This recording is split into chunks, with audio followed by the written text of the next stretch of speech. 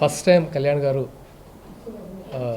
Deputy CM అయ్యాక అధికారికంగా కొండగట్టుకు రావడం జరుగుతుంది. అండ్ రేపు మార్నింగ్ మాదాపూర్ ఇంటి నుంచి 7 to 7:30 మధ్యలో బయలుదేరి కొండగట్టు రీచ్ అవుతారు 11 o'clock మధ్యలో.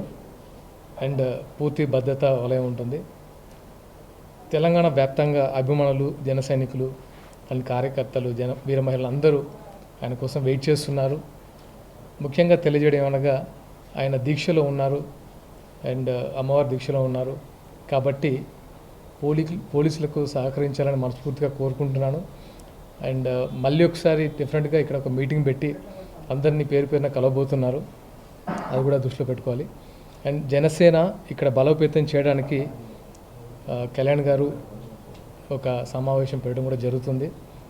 అండ్ జనసేన ఆల్రెడీ ఇక్కడ ఉంది.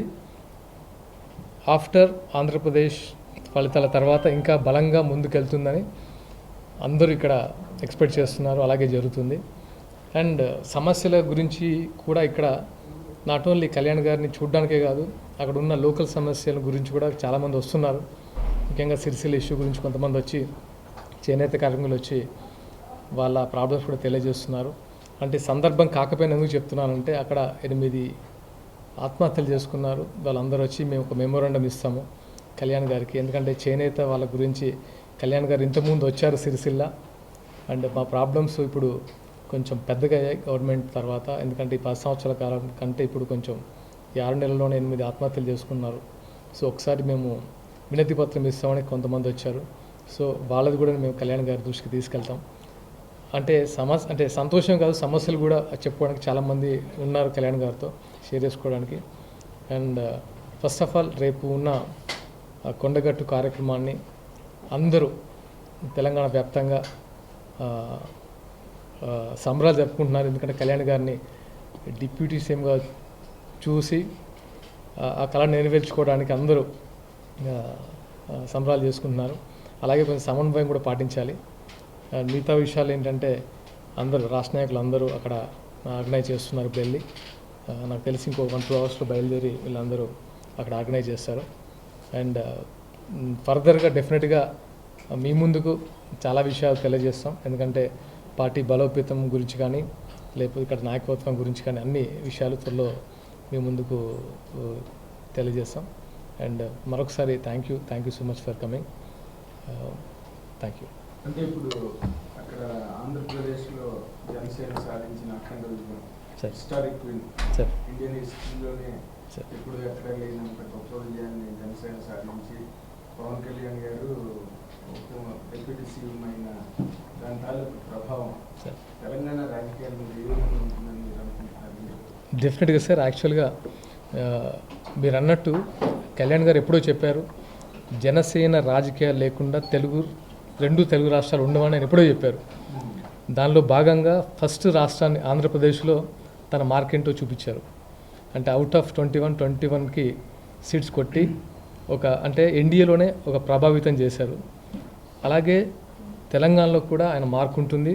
అంటే రాజకీయాలు కొత్త, అంటే ఆయన మార్పు ఏదైతే కోరుకున్నారో అది సాధించి చూపెట్టారు. డెఫినెట్గా తెలంగాణలో కూడా అది ఎక్స్పెక్ట్ చేస్తున్నాం సార్. మున్ముందు అంటే ఇప్పుడు చాలా తక్కువ టైం, ఆల్మోస్ట్ 1 monthలోనే కార్యాచరణ జరుగుతుంది. ఇంకొక 1 monthలో డెఫినెట్గా దీనికి సంబంధించిన కార్యాచరణతో ముందుకు తీసుకెళ్తారు కళ్యాణ్ గారు. క్యాడర్ కూడా చాలా ఎక్స్పెక్ట్ చేస్తున్నారు. నాట్ ఓన్లీ దట్, తెలంగాణ వ్యాప్తంగా నాకు ఫోన్స్ వస్తున్నాయి, అంటే జాయినింగ్స్ అవ్వడానికి కానీ, అంటే జనసేన విజయం ఏదైతే ఉందో అది తెలుగు రాష్ట్రంలో కాదు, ఆల్మోస్ట్ టోటల్ భారతదేశంలో ఒక ప్రభావం చూపింది కళ్యాణ్ గారి రాజకీయ మార్క్. అండ్ ఆ హోప్తోనే తెలంగాణలో కూడా ఇలాంటి నాయకుడు కావాలి, ఇలాంటి నాయకత్వం మాకు కావాలని చాలామంది ఎక్స్పెక్ట్ చేస్తున్నారు. దానికి తగినట్టుగానే కార్యాచరణ ఉంటుంది. మున్ముందు డెఫినెట్గా జనసేన చాలా బలంగా తెలంగాణలో పార్టిసిపేట్ చేస్తుంది.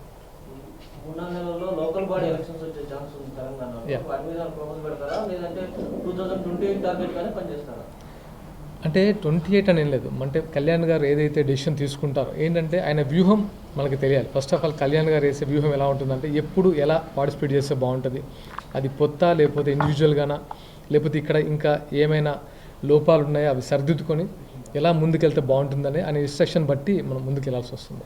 సాయంత్రం పవన్ కళ్యాణ్ గారు తెలంగాణ హైదరాబాద్ రీచ్ అయ్యాక ఈ రోజు సాయంత్రం నన్ను కలిసే అవకాశం ఉందా, లేదంటే రేపు కొండగట్టు ఒకటేనా ఇంకేమైనా కార్యక్రమాలు? ఇప్పటికైతే ఓన్లీ కొండగట్టు దీక్షలో ఉన్నారు కాబట్టి ముఖ్య నాయకుల్ని కలిసేసి జస్ట్ ఒక 2 నిమిషాలు మాట్లాడి అది ఉంటుంది. అంటే మిగతా కార్యాచరణ ఆయన ఆల్మోస్ట్ ఒక వితిన్ ఏ వీక్, అంటే ఈ దీక్ష అయిపోయిన తర్వాత అందరినీ జిల్లాల వారీగా కలిసే యోచన ఉంది. అది కూడా సర్క్యులర్ రిలీజ్ చేశారు. దాన్ని బట్టి ఆయన ఒక డెసిషన్ తీసుకొని ముందుకెళ్తారు. అంటే ఇప్పుడు దీని తర్వాత తెలంగాణలో జాయినింగ్స్ బాగా ముమ్మరంగా ఉన్నాయండి. ఉన్నాయి సార్ చాలా. అంటే ఎప్పుడైతే అంటే ఒక ఆంధ్ర ఫలితాలు చూసిన తర్వాతనే వెంటనే ఎప్పుడు రానన్ని కాల్స్, ఎప్పుడు రానన్ని అపాయింట్మెంట్స్ వచ్చాయి. మేము జాయిన్ అవుతాం, ఆయన నాయకత్వంలో పనిచేయాలని మాకు అని యువత, దాంతోపాటు వివిధ నాయకులు, వివిధ పార్టీలో ఉన్న నాయకులు కూడా, ముఖ్యంగా అంటే టీఆర్ఎస్, బీజేపీ, కాంగ్రెస్లో ఉన్న నాయకులు కూడా కొంతమంది ఉత్సాహంగా ఉన్నారు. జనసేనలో జాయిన్ అయ్యి పనిచేయడానికి సిద్ధంగా ఉన్నారు. దానికి ఏంటంటే మాకంటూ ఒక లిమిటేషన్స్ ఉంటాయి. అవి ఒక కార్యాచరణ తర్వాత, అంటే అధ్యక్షులు మాట్లాడిన తర్వాత మిగతా కార్యక్రమాలు ముందుకు తీసుకెళ్తారు. మీకు వచ్చిన కాల్స్లో ఏ పార్టీకి సంబంధించిన నాయకులు ఎక్కువ ఉన్నాయండి? అంటే అదేం లేదు. అంటే నాకు తెలిసి అన్ని పార్టీలు ఉన్నారు. అంటే ఎలా ఉందంటే కళ్యాణ్ గారి మీద నాయకత్వంతో, నమ్మకంతో అటు టీఆర్ఎస్ పార్టీ కానీ, కాంగ్రెస్ పార్టీ వాళ్ళు కానీ అంటే పని చేయడానికి అంటే ఆయనకున్న ఇప్పుడు ఎలా ఉంటుందంటే రాజకీయాలు ఒక్కొక్క కోణంలో ఒక్కొక్కలా చూస్తారు కొంతమంది. అంటే నా దృష్టిలో కళ్యాణ్ గారి నాయకత్వం ఒక మార్పు తీసుకొచ్చిందని నేను అనుకుంటున్నాను. ఎందుకంటే ఆంధ్ర రాజకీయాల్లో, అలాగే తెలంగాణలో కూడా చాలామంది ఒక కమ్యూనిజం భావాలతో, అంటే ముఖ్యంగా యువత ఇక్కడ కళ్యాణ్ గారిని బాగా ఓన్ చేసుకుంటారు. అలాంటి వాళ్ళు జాయిన్ అవ్వడానికి ఎక్కువ ఇష్టపడుతున్నారు. ఆల్రెడీ మీరు ఎన్డీఏతోనే పొత్తు పెట్టుకున్నారు కదా సార్. మీకు వచ్చిన కాల్స్లో కాంగ్రెస్ లేదా బీఆర్ఎస్ 2 పార్టీలు ఉన్నారు. ఈ రెండింటిలో ఏది ఎక్కువ వచ్చాయని అడుగుతుంది. బీజేపీ అంటే అది మీ ఇంటర్నల్ ఆల్రెడీ పొత్తులో భాగమే కదా సార్. మీరు అన్నట్టు బీఆర్ఎస్ నుంచి వచ్చాయి, కాంగ్రెస్ నుంచి వచ్చాయి, బీజేపీ నుంచి కూడా వచ్చాయి. ఎందుకంటే బీజేపీలో కొంతమంది ఇంకా ఉండొచ్చు, కూటమిలో భాగమైన కొంతమంది మనతో పనిచేయడానికి సిద్ధంగా ఉండే వాళ్ళు ఉంటారు కదా. సో అందరూ వచ్చాయి కాల్స్. అదే సార్, అంటే యాక్చువల్గా ఇప్పుడు చాలా తక్కువ, అంటే ఇనీషియల్ స్టేజ్ ఇప్పుడు ఉంది. సో ముందు ఏంటంటే కళ్యాణ్ గారు ఒక డెసిషన్ తీసుకుంటారు. ఇప్పుడు అక్కడ తన కార్యాచరణ మీద దృష్టి పెట్టారు. ఏపీలో మొన్ననే ఛార్జ్ తీసుకుని అక్కడున్న సమస్యలు పరిశీలించడానికి ట్రై చేస్తున్నారు.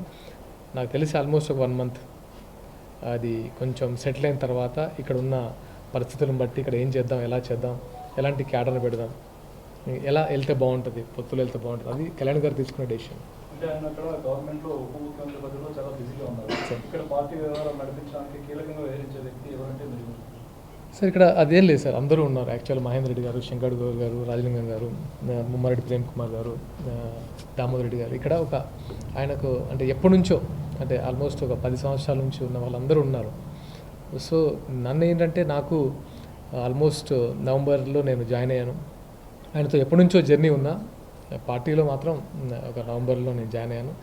నాకు తెలంగాణ ప్రచార కార్యదర్శి పదవి ఇచ్చారు. అంటే ఈ దీనిలో భాగంగా ఏంటంటే జనసేన సిద్ధాంతాలు కానీ, జనసేన భావజాలను కానీ, అంటే ఇవన్నీ నేను ప్రజల్లోకి తీసుకెళ్ళడమే నా బాధ్యత. నాకు ఒక బరువైన బాధ్యత అని పెట్టారు. నన్ను నమ్మి పెట్టినందుకు దీన్ని 100% చేయాలని నేను నిర్ణయించుకున్నాను.